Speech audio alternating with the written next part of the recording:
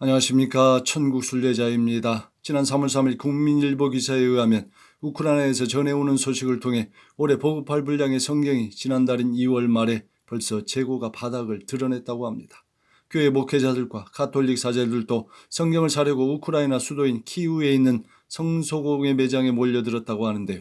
그런데 이곳도 성경 재고가 소진되었다고 합니다. 이러한 성경 품절 사태는 우크라이나 성소공의 지부가 들어선 이래 처음 있는 일이라고 하지요. 뿐만 아니라 교회 다녀본 적도 없고 성경에 대해 들어본 적도 없는 이들이 교회 성경 공부에 참여하는 일도 많아지고 있다고 합니다. 심지어 교파를 뛰어넘는 기도회에 신자와 비신자를 포함하여 많은 이들이 참여하여 절체절명의 위기 가운데 있는 국가를 위해 기도하고 있다고 합니다. 화면에서처럼 기독교인들이 눈이 내린 바닥에 무릎을 꿇고 서로의 손을 잡고 기도하기도 합니다. 이는 전쟁의 공포로 사람의 생명이 어떻게 될지 모르는 상황에서 인간 본연의 육의 세계를 넘어선 영의 세계에 대한 갈급함이 드러나는 대목입니다. 힘과 성취를 상징하는 20이라는 숫자가 포함된 2022년은 새해 벽두부터 의미심장한 해로 나아가고 있습니다. 그것도 마지막 때 시나리오의 퍼즐 조각으로 늘 등장하는 러시아에 의해서 말입니다. 이런 때 여러분은 무엇을 의지하고 있습니까? 신명기 6장은 세상의 소리가 아닌 하나님의 말씀에 귀를 기울이라고 합니다. 신명기는 가나안에 입성 직전에 모세가 출애굽 2세대에게 과거를 회상하고 현재를 직시하며 미래를 내다보면서 설교하는 장면입니다. 특히 신명기 6장 4절부터 9절은 쉐마 본문으로 알려져 있습니다. 이 본문의 히브리어 성경이 우리말로는 들으라이지만 히브리어로는 쉐마로 시작하고 있기 때문입니다. 유대인들은 본문을 주기도문처럼 수시로 암송하고 집에 문설주와 바깥문에 기록하여 붙입니다. 뿐만 아니라 정통 유대인들은 지금도 이 말씀을 기록한 양피지를 가죽 상자에 담아 화면에서처럼 왼쪽 손목과 이마에도 끈으로 묶고 다닙니다. 그들에게나 우리에게나 매우 중요한 이 말씀은 세 가지를 강조하지요. 들으라, 사랑하라, 가르치라입니다. 먼저 들으라입니다.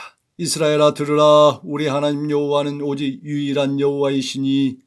여기서 들으라는 말은 권유가 아닌 명령형으로서 건성으로 듣는 것이 아닌 주의 깊게 들으라는 것입니다. 성서시대의 교육도 들음에서 시작되었습니다. 하나님의 말씀이 모세에게 전해졌고 모세는 그 말씀을 이스라엘 백성들에게 전했습니다. 이것이 오랜 세월을 지나 후에 양피지에 기록하여 두루마리 성경으로 보관되었지요. 이 두루마리 성경은 노동자 1년치 월급에 해당되는 비싼 것이었기에 일부 부자들이 소유하거나 대부분은 회당에서 보관되었습니다. 그러므로 일반 백성들은 성경을 소유할 수 없었기에 회당에 가서 말씀을 들어야 했습니다. 바벨론 포로 시대에는 유대인들의 상당수는 히브리어를 잊어버리고 지배국인 페르시아 언어인 아람어를 사용했습니다. 이들의 이해를 위해 서기관들은 회당에서 아람어로 다시 통역해 주었지요. 따라서 이스라엘 백성들은 하나님의 말씀을 주의 깊게 들어야 했습니다. 그러나 때로는 듣는 것으로만 충분하지 않았기에 그 말씀을 반복하여 듣고 암송하기까지 하였습니다.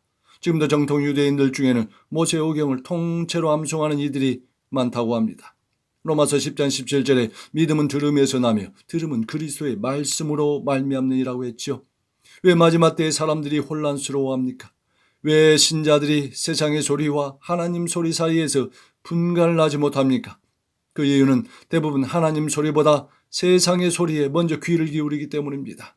세상 사람들은 특정 의도를 가지고 만들어진 바보 상자인 TV나 라디오의 정보의 전달을 그대로 믿는 경우가 대부분입니다.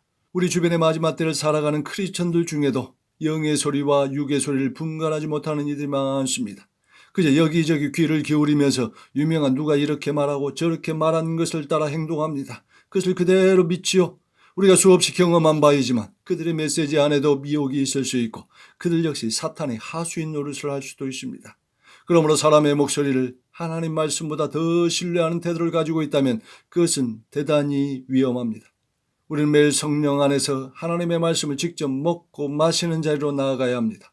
성령 안에서 주의 깊게 하나님의 말씀을 경청하면 진리의 성령께서 웬만한 것은 다 깨닫게 해주십니다. 그러므로 다른 것 듣는 것에 너무 마음을 빼앗기지 마시고 시간을 내어 주님의 말씀을 직접 경청해야 합니다. 깨달음의 지경이 점점 더 넓혀질 것입니다. 다음으로 사랑하라입니다. 너는 마음을 다하고 뜻을 다하고 힘을 다하여 내 하나님 여호와를 사랑하라. 여기서 마음을 다하고 뜻을 다하고 힘을 다하여라는 말은 우리의 영혼 육의 전체, 즉 전 인격을 다해 사랑하라는 의미입니다. 하나님은 우리의 창조자요 구원자요 아버지이시지만 누구나 그분과 깊은 교제의 자리로 나가는 것은 아닙니다. 잠언 8장 17절에 지혜를 의인화하였는데요, 나를 사랑하는 자들이 나의 사랑을 입으며 나를 간절히 찾는 자가 나를 만날 것이라고 했습니다. 예레미야 29장 13절은 너희가 온 마음으로 나를 구하면 나를 찾을 것이요 나를 만나리라고 했죠. 역대하 16장 9절은 여호와의 눈은 온 땅을 두루 감찰하사 전심으로 자기에게 향하는 자들에게 능력을 베푸시나니라고 했습니다. 이와 같이 하나님은 간절한 마음, 온 마음, 전심으로 찾고 찾는 자를 만나주시고 은혜를 베풀어 주십니다. 경험하신 분들은 잘 아시겠지만 하나님의 은혜는 관계를 통해 부어집니다. 부모와 자녀 간의 관계가 좋을 때 자녀에게 좋은 것이 전달되지요. 신앙생활에서도 하나님과 뜨거운 사랑의 관계가 될 때에 하나님이 큰 은혜를 마구마구 부어주십니다. 어차피 우리 그리스도인들은 하나님의 사랑을 피할 수 없습니다. 이왕 하나님을 사랑하기로 했으면 온 마음으로 사랑하며 나아가야 합니다. 특히나 지금처럼 마지막에 끝자락을 살고 있는 우리들에게 전심으로 하나님을 찾고 구하며 나아가는 것은 필수 덕목입니다. 바라기는 하나님을 사랑하는 것에 세상적인 것과 저울질하지 마시고 인색하지도 마시며 생명을 던진다는 심정으로 주님과 깊이 교제하며 사시기를 바랍니다. 주님과의 사랑의 교제가 깊어질수록 살아가는 것이 기쁘고 행복합니다. 그 안에 자유가 있죠. 특정한 환경이나 사람도 의지하지 않습니다. 주님과의 사랑의 교제가 깊어지면 주변의 것은 덤으로 주어지기 때문입니다. 마지막으로 가르치라입니다. 오늘 내가 내게 명하는 이 말씀을 너는 마음에 새기고 내 자녀에게 부지런히 가르치며, 여기서 부지런히 가르치다의 참 의미는 날카롭게 하다, 마음속에 뿌리박게 하다의 의미입니다. 히브리서 4장 12절에 하나님의 말씀은 살았고 활력이 있어 좌우에 날선 어떤 것보다 예리하여 혼과 영과 관절과 골수를 찔러 쪼개기까지 하며 라고 했죠. 부지런히 가르치다의 의미가 바로 히브리서 4장에 찔러 쪼개어 깊이 새겨지게 하는 의미와 비슷합니다. 유대인들의 교육이 왜 탁월합니까? 그들이 행하는 대표적인 두 가지 교육법 때문에 그렇습니다. 하나는 하브루타 교육입니다. 이 하브루타 교육은 모세를 통하여 구두로 전달되어진 내용을 집대성한 탈무드를 통한 토론과 대화식의 교육입니다. 우리나라 대부분의 학교 교육처럼 주입식이나 전달식이 아니지요. 이것이 왜 중요합니까? 주입식이나 전달식 교육에 익숙한 사람들은 어떤 정보나 뉴스에 대하여 그대로 믿습니다. 왜? 도대체 왜? 라는 질문을 하기보다는 그대로 믿고 따라갑니다. 그래서 어떤 교육학자는 우리나라가 사기 전과자가 세계 1위요, 잘 속는 사람들이 많은 세계 1위인 이유가 바로 이 전달식 교육과 주입식 교육 방법 때문이라고 합니다.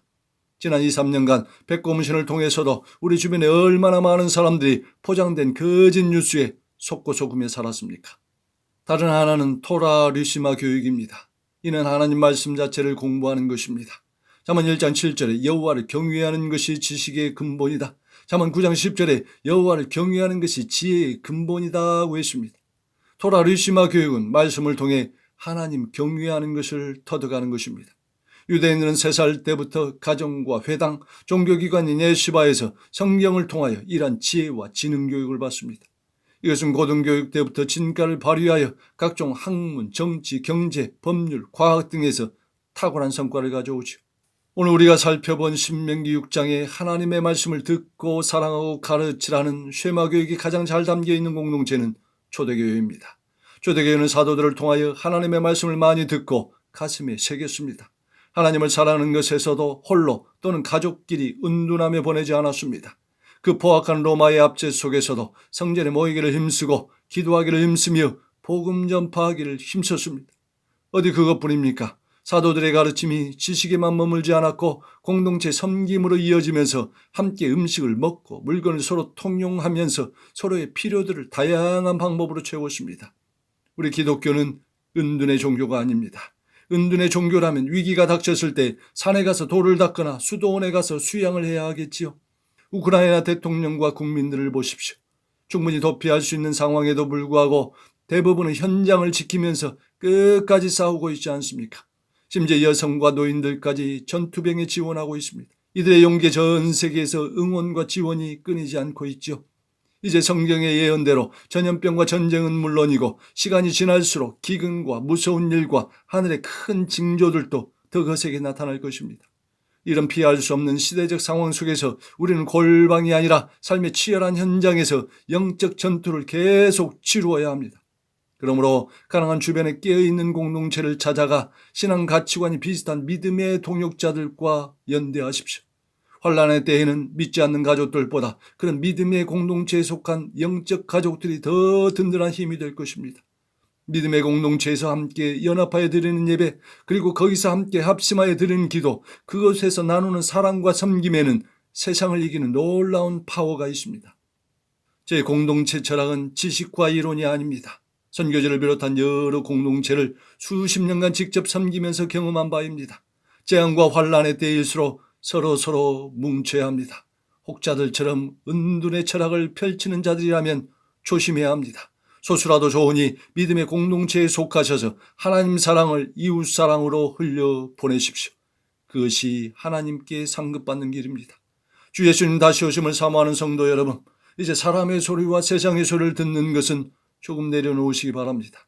오히려 신명기 6장의 쉐마 본문처럼 하나님의 말씀을 주의 깊게 듣고 더 열심히 하나님을 사랑하며 그 하나님 사랑이 이웃 사랑과 복음 전파로 이어지는 공동체의 생활로 나아가시기를 바랍니다.